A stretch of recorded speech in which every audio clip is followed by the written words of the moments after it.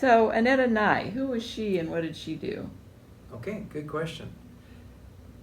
Annetta her maiden name was Wardall, and she was related to Thomas Wardall, who was active in early Monrovia real estate, and came to Duarte in 1875.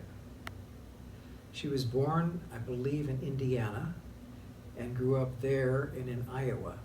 She married Abel Nye. They had a family of 3 sons and a daughter. Let's see if I can come up with the same. There was Roy and Forrest. Okay, I'm sorry, third unnamed son, and the daughter Loretta. They came to Duarte first before there was Monrovia, and I'm assuming bought property. I'm also assuming they came for Abel Nye's help.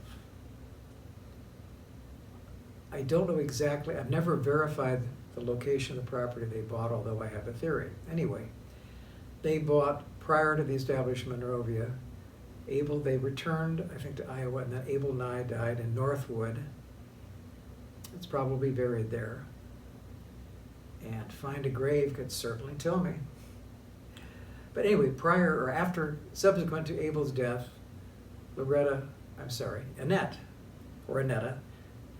returned to Monrovia with her 3 sons, 2 named, 1 unnamed. It'll come to me in a minute. And Loretta, and lived in a house at the corner of Ivy and Foothill. It was torn down sometime probably in the teens or 20s. But Annetta's main contribution to Monrovia, from a practical standpoint, was the establishment of Live Oak Cemetery. Now my guess is that may well have been the property that she and Abel bought when they first came to California. And it ended up being adjacent, close enough to Monrovia that it made sense to take that, I believe, 10 acres and to turn it into a cemetery.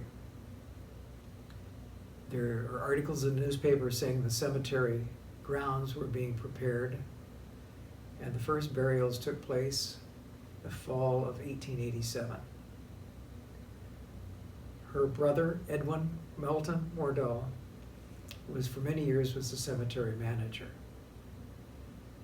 It passed out of Wardall family ownership probably sometime after, say, 1900, 1910. Annetta herself continued to live here until her death in about 1918 or 19. She actually spent the last little bit of her life with her son on, interestingly enough, Angelino Heights in Los Angeles, that historic Carroll Avenue, of great concentration of Victorian houses. But one of her sons lived there, and so she spent the last part of her life there. She was a former school teacher, so she was interested in education and libraries. She became a member of the Saturday Afternoon Club. Not a charter member. We'll talk about charter members perhaps, but certainly an early member of the Saturday Afternoon Club. While not a charter member of the Saturday Afternoon Club, she was an early member to join it because she was a committee of 2 selected by the Saturday Afternoon Club to make a presentation to the Monrovia City Council urging the formation of a Monrovia Public Library. She then became part of the first library board. The City Council in 1894 Is this what you want? established the library, the first library board. The Saturday Afternoon Club had been busy raising funds and collecting books. So in 1893, they had $150 in cash that they'd earned the hard way by teas and things like that, and some books, quite a few books. So that once the city agreed to form a library, they turned that over to the city as the nucleus of the new library. I mentioned the first library board of April 1894. Now, at that time in California, well, even nationally, women could not be elected to public office. So the city trustees wisely decided they would skirt that law by electing men or appointing men. I think they were appointed. Anyway, they appointed men who promptly resigned and appointed women to take their place. And that went on for many, many years until women could actually be directly elected to the library board. The first library board, Amelia Bartle, Anna Slauson, Emily Wheeler, Sarah Armstrong, and Catherine Wilson. All prime movers in Monrovia in terms of civic improvement.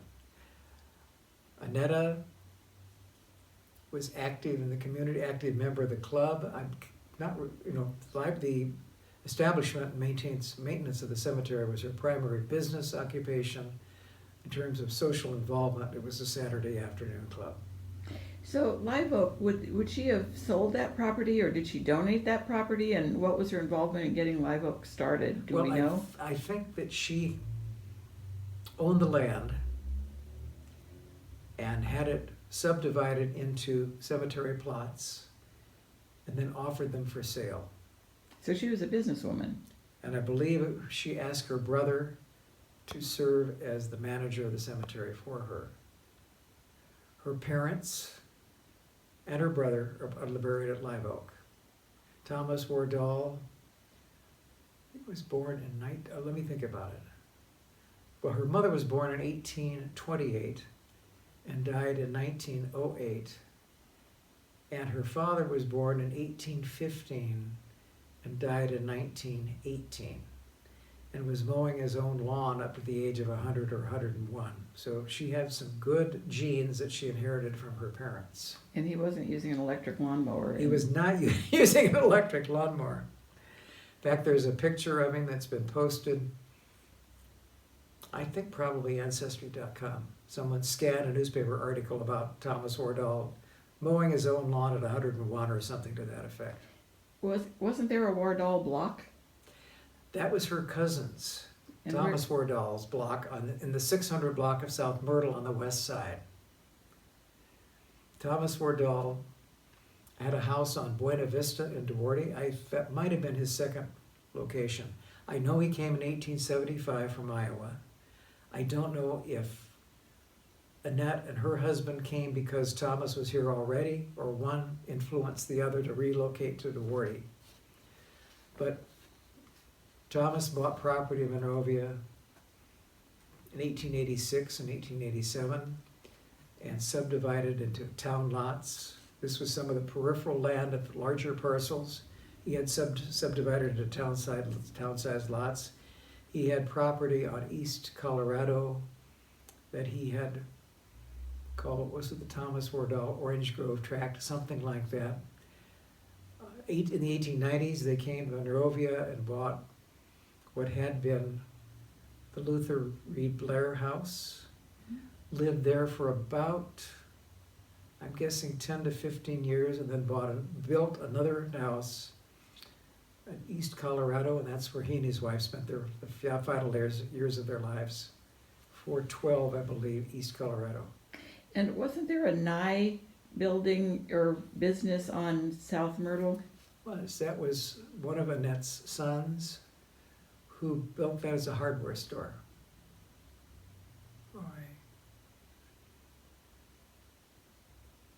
The unnamed, Alan? is that an unnamed person? I'm working on the name of the third son. Alan, Roy. Buster. Anyway, yeah, Buster. Too much information on the hard drive. So- Anyway, there's in the Legacy Project, there is a picture of his hardware store on Myrtle under construction about 1904. That's why you're familiar with the name and the location. And there's a description on the back, but it might be even in Annette's own handwriting. She might have sent it to someone indicating this was her son's project. So she was an interesting woman at that era, to be a businesswoman and to have had this idea of the property for the cemetery. Doesn't make you wonder Well, I how think you come up with that idea? I think she realized Well, prior to that, the options for burial were Fairmont Cemetery in Azusa, the Savannah Cemetery near El Monte, the San Gabriel Cemetery in San Gabriel, or Mountain View in Altadena, all of which were rather distant. And I'm sure it occurred to Annetta that it would be a good idea to have a cemetery close enough to Monrovia that in the horse and buggy days it would be considered more convenient, especially when it was traditional to place flowers on graves. Just to go to the bottom of Myrtle Avenue and visit the burial site of someone in your family and place flowers would have been a lot easier than to go to any one of those other locations. So what did people do in the meantime? Certainly there were some deaths before Live Oak. Sure. You're cueing me on Little Homer Hall. That, and I came across another one. Can't remember. Anyway, Homer Hall died in 1886 or 7. Was it 7? I think it was 1887.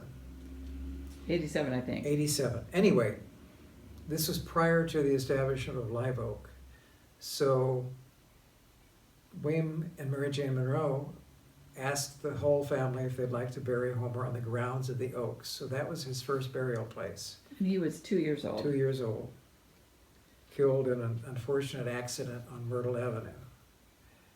And they did. They took the Monroes up on their generous offer. And then later, after Live Oak was established, Homer's remains were transferred from that location to Live Oak Cemetery, together with ultimately his father's remains and a half-sister, Helen.